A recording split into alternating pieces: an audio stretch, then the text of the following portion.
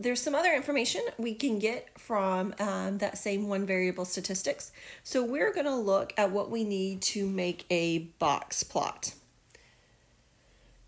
So a box plot, and I'll draw a picture down here below, is a graphical representation. So that just means it's like a picture, just like we drew a histogram and we had a stem and leaf.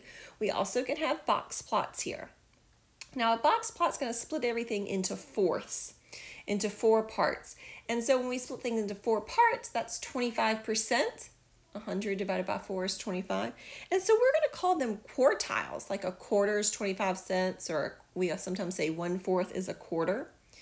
So the first thing we would find is the Q2, which we also, another name that we already know how to find is the median. The Q2, which is called the second quartile, is the median. Q1 is called the first quartile. And it's the median of the lower half of the data. So it tells us that lower half, that first 25%, splits that up after 25%.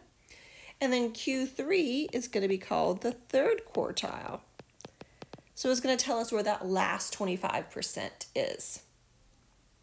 Now these numbers, Q2, Q1, and Q3, are part of the 5-number summary along with the min and the max. So the 5-number summary is the min, Q1, Q2, Q3, and the maximum. And we use that to make a box plot. And a box plot is made up in that fashion. Sometimes they're called box and whiskers. The whiskers are found by using the min and max, and the box is found with Q1, Q2, and Q3. And then you always want to make sure and put a number line down here on the bottom.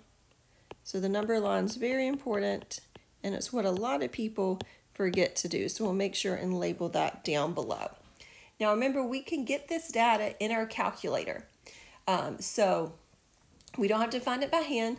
We're going to find it in our calculator doing that same one variable statistic. So the same way you found the mean and the standard deviation, but you might have to arrow down, keep clicking down until you find those listed. They're kind of toward the bottom of those.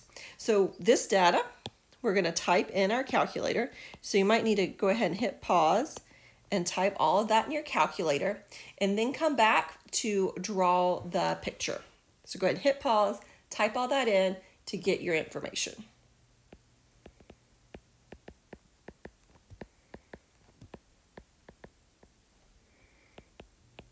All right, hopefully you hit pause. You want to make sure that you get these answers out of your calculator, just like I got them out of mine.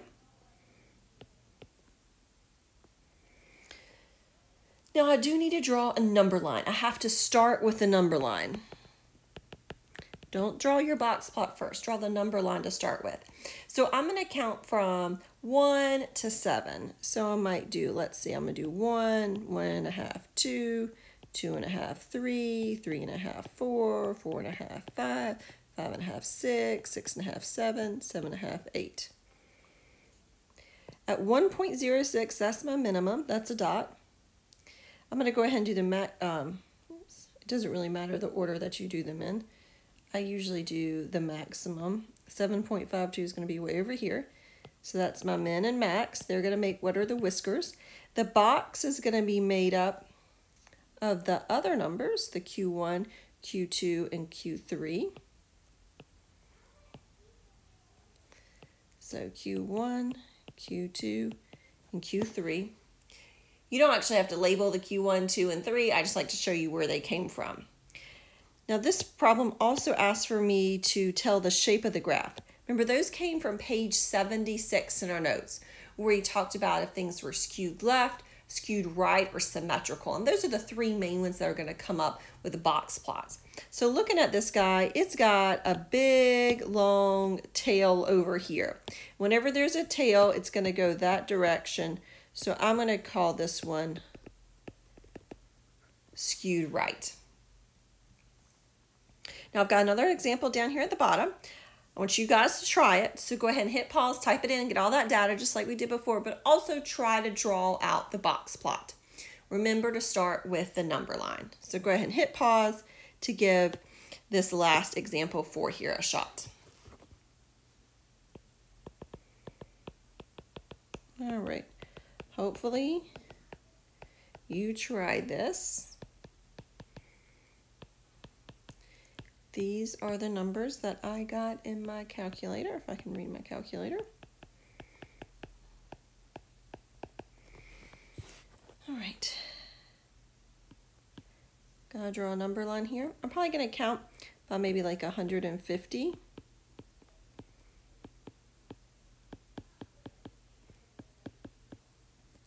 Those didn't look very even.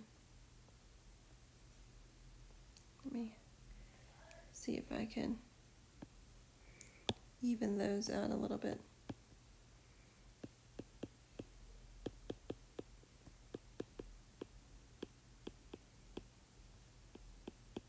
Call that 950.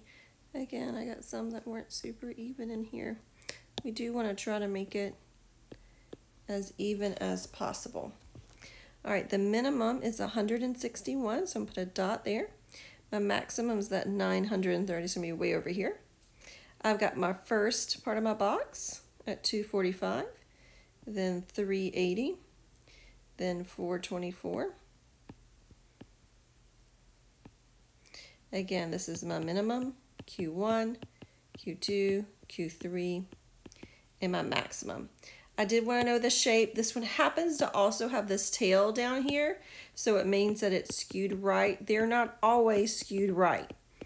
If one side's longer than the other, that's going to be the skewed. It has to be pretty much long, like you can see easily that it's longer. So if the left side was really long, then it would be skewed left. And if they're about the same, then I would call them symmetric.